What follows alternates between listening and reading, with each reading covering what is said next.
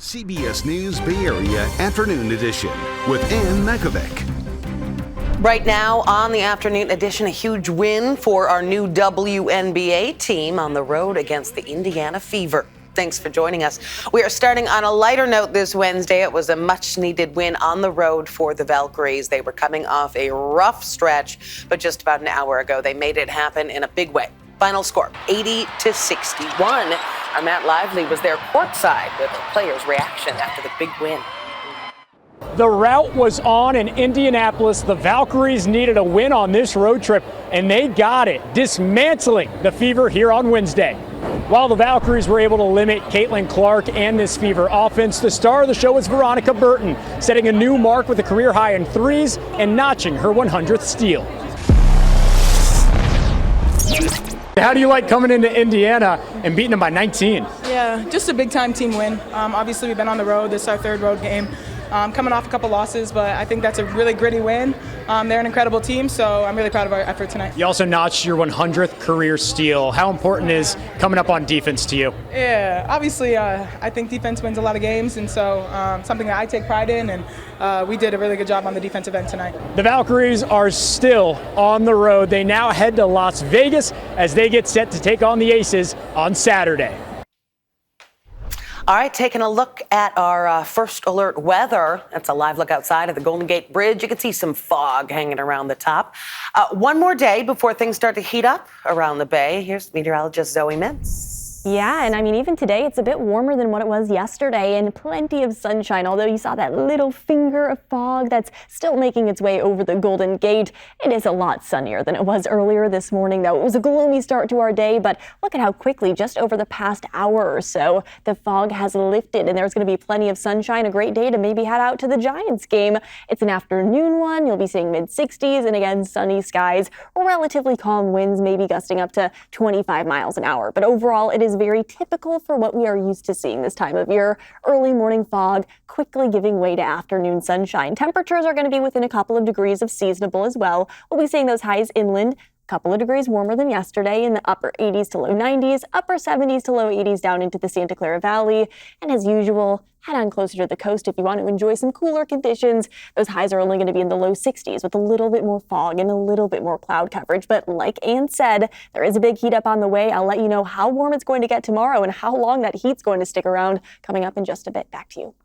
Thanks, Zoe. Now to a developing story out of Berkeley. Our chopper over a cleared-out Ohlone Park. The city had given people camping in the park warnings that they had to leave by last Thursday, but people living there tell us that they were given some extra days as a courtesy. This is what it looked like this weekend. A line of tents with furniture and debris littered throughout the park. Neighbors have complained about fights and drug use. A legal battle delayed original plans to sweep the park in April, but a recent judge ruling allowed the city to move forward. We reached out to the city for details on its operation to clear the park and have not heard back. The Trump administration suing California over its policy allowing transgender athletes to compete in girls' sports.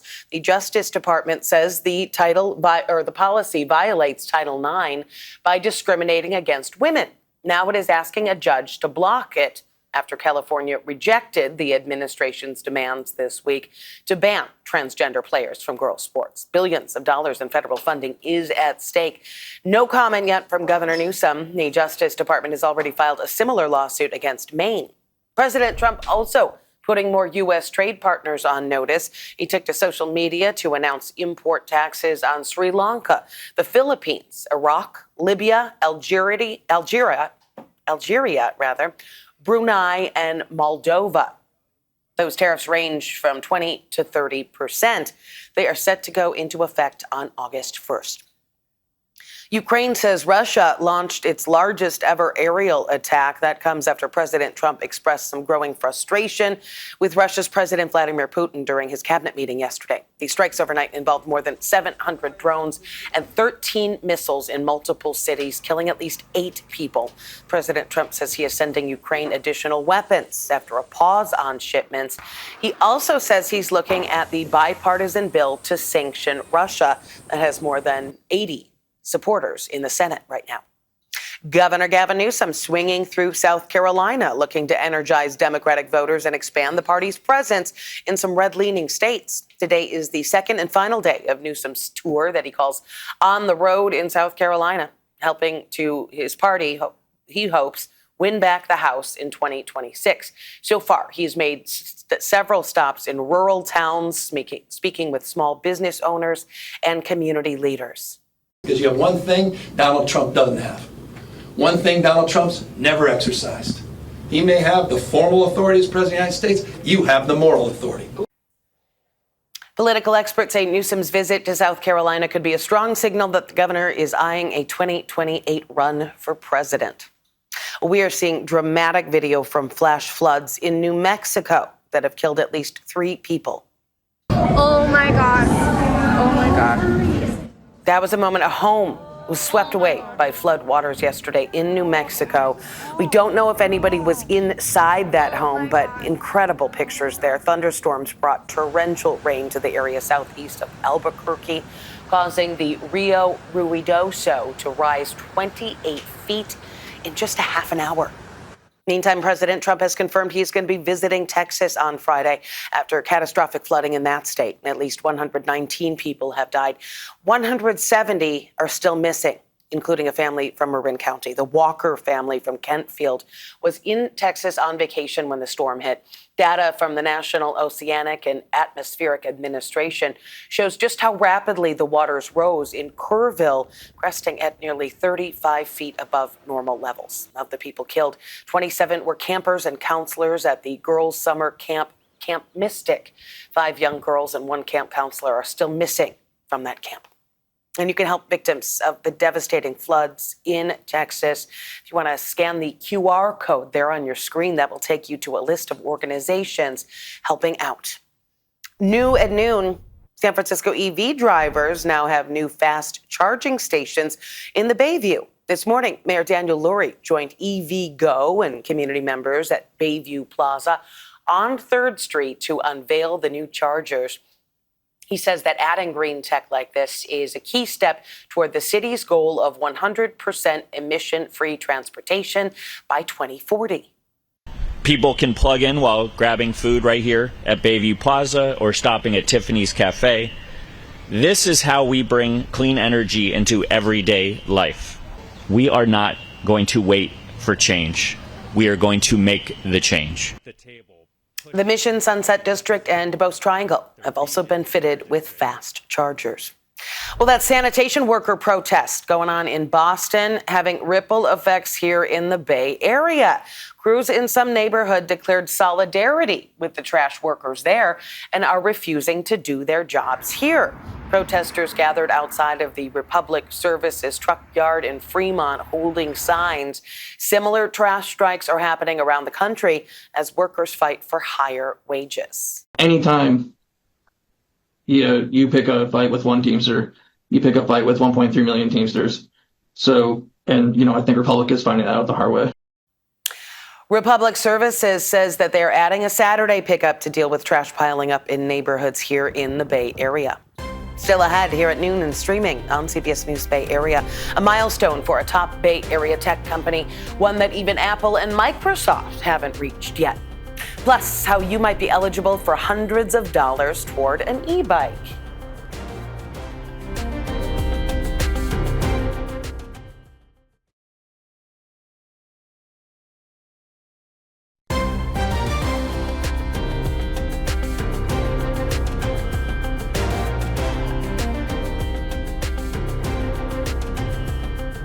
Big news in Bay Area tech. NVIDIA has become the world's first $4 trillion publicly traded company, beating both Apple and Microsoft to that milestone. The Santa Clara-based chip maker, founded in 1993, first passed the $2 trillion mark in February of 2024 and then hit $3 trillion last month. NVIDIA soared 22% this year thanks to its leading role in powering the boom in AI. Today, NVIDIA stock saw a bump, up more than 2% earlier.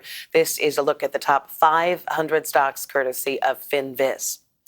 Ex-CEO Linda Yaccarino has announced that she is stepping down. She joined the social media platform 2 years ago, shortly after Elon Musk bought the site formerly known as Twitter. In her farewell note posted on X, she shared the accomplishments made during her time with the company and said the best is yet to come for the platform after it was acquired by Musk's AI startup, XAI. People in some Bay Area immigrant communities say President Trump's crackdown on immigration is causing a lot of fear and anxiety. Our Kara St. Cyr spoke with the business owner who's seeing the impacts firsthand. Give me 1 second. I look at my gloves. A brick and mortar restaurant used to be a daydream for this San Francisco shop owner. I make a pupusa, okay? Before this shop, she moved carts of pupusas through the Mission District as a street vendor. Now she relies on a network of other vendors and farm workers to operate. But increased ICE raids are making it difficult for them to do their jobs. Well, it's a little bit stressful because I've never seen them so afraid of wanting to go outside to work. She tells us the fear is getting harder to ignore. I think that most of us are afraid they're going to catch us, right? And we're trusting in God that it won't be like that none of us will have to go through that immigration process. What's happening in San Francisco is hitting street vendors all over California. Shannon Camacho, a spokesperson for Inclusive Action in the City, a Los Angeles-based group that advocates for street vendors, says some aren't showing up for work. We are in communication with partners throughout the entire state. We have seen such targeting of street vendors, specifically immigrant street vendors, by the Department of Homeland Security, by ICE, by Border Patrol. Camacho says her organization is advocating for legislation that protects immigrant vendors and their data from ICE and Homeland Security. In the meantime, she says immigrants should learn their rights. We've been trying to do all that work in collaboration with our partners and just try to help folks navigate through these very, very scary times. Hay de zucchini aquí. While the outside world might be frightening, she's using faith. Then let's hope in God that He protects us. And her community to get through each day. All right, back to our first alert weather now. Gorgeous shot outside. This is the look from our camera on Black Mountain. Let's check back in with meteorologist Zoe Mintz and talking about this warm-up, Zoe. Yeah, big warm-up on the way. Not record-breaking, nothing too extreme, but hey, we'll take it. It's been a pretty chilly past couple of weeks, and we're still feeling a bit more of that chill, especially closer to the coast. As you can see, there is that layer of fog, that marine layer that continues to stay pretty strong to our coastal communities. This is our view from on top of Sutro Tower, where you can see above the fogs, and that fog is beginning to continue to peel back closer and closer to the coast, so you should be seeing more sunshine today than you did yesterday. Temperatures right now are very similar to yesterday at this time, mid to upper 60s to mid to lower 70s across our inland communities. And by the afternoon hours, we're going to be within a degree or two of normal for this time of year. Nothing atypical as we step out this afternoon. It's not until tomorrow that the heat up will really arrive. And it's our inland areas that are going to be seeing the bulk of the heat. So this afternoon, again, enjoy the more seasonable weather while you can. Upper 80s to low 90s across our inland East Bay communities, 70s around the Bay, 60s closer to the coast. But tomorrow, like we've all been talking about, the heat up will be arriving with likely going to be seeing near to triple-digit highs across our inland East Bay communities from Fairfield over to Antioch, likely going to be reaching that triple-digit mark.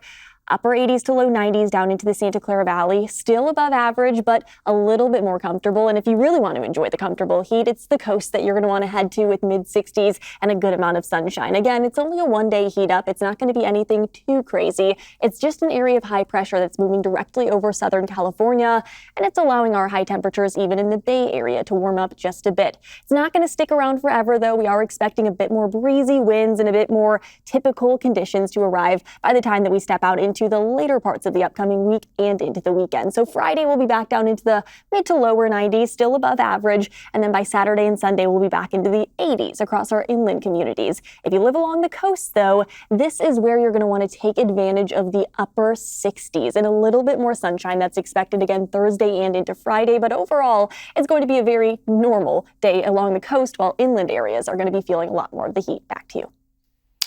Thanks, Zoe. People in Alameda County may end up getting hundreds of dollars to spend on an e-bike. Ava Community Energy is pledging $10 million toward rebates for e-bikes. Each month, 600 rebates will be awarded worth at least $400. You have to live in Alameda County or be a customer of Ava Energy to qualify, and you can sign up on their website. We'll be right back. A Little League umpire was saved after suffering a heart attack in the middle of a game. It happened in Los Angeles County. Jeff Heiser was in the diamond when all of a sudden he collapsed. Within seconds, his colleagues and kids surrounded him. They found out he had no pulse, so they yelled out to people in the bleachers for help. Luckily, there was a doctor in the stands. She performed CPR on him for almost 10 minutes, keeping him alive until paramedics arrived. The adrenaline's going, your heart's going, you're second guessing whether or not you're doing the right thing, but you just know you have to help. To acknowledge what's happening and then be the person that runs towards the fire, towards the problem is rare in today's day and age. Well, they both say that they hope this inspires people to learn CPR as well as having defibrillators in community spaces. We'll be right back. The Bay Area Events Calendar, brought to you by Broadway San Jose. Here's what's happening in the Bay Area this weekend. Check out Hello Dolly Under the Stars. The annual Woodminster Summer Musicals Theater is back for its 58th season. And Bastille on Belden is back for a fourth year to transport you to the streets of Paris in the heart of San Francisco. Pop the champagne, Moulin Rouge, through this Sunday only. Step into a world of splendor and romance, of eye-popping excess, of glitz and grandeur and glory. Download the Broadway San Jose app to enter the digital lottery for $35 tickets or get tickets now at BroadwaySanJose.com. The event calendar is brought to you by Broadway San Jose. Live to Hawaii's Big Island now, where Kilauea is erupting once again. Last month, scientists with the USGS said the lava fountains there reached more than 330 feet and could go even higher. Well, a beautiful flower is beginning to bloom at San Francisco's Conservatory of Flowers. Unfortunately, it comes with a smell that some compare to the stench of rotting flesh. The corpse flower started to bloom yesterday, and if you want to see it or sniff it, you have to act fast. The bloom only lasts 2 days. Visitors came rushing in when the doors opened today. I'm really excited. It's not as stinky as I thought it would be, but I heard it was like stinkier at night. What did you think? Stinky. What did it smell like? It smelled like rotten jam. Yeah. The conservatory normally closes at 4:30 p.m., but they extended the hours until 9 o'clock tonight. So if you want to find out what rotten jam smells like, you know where to go. That's it for the afternoon edition. Remember, we are streaming 24/7 on the free CBS News app.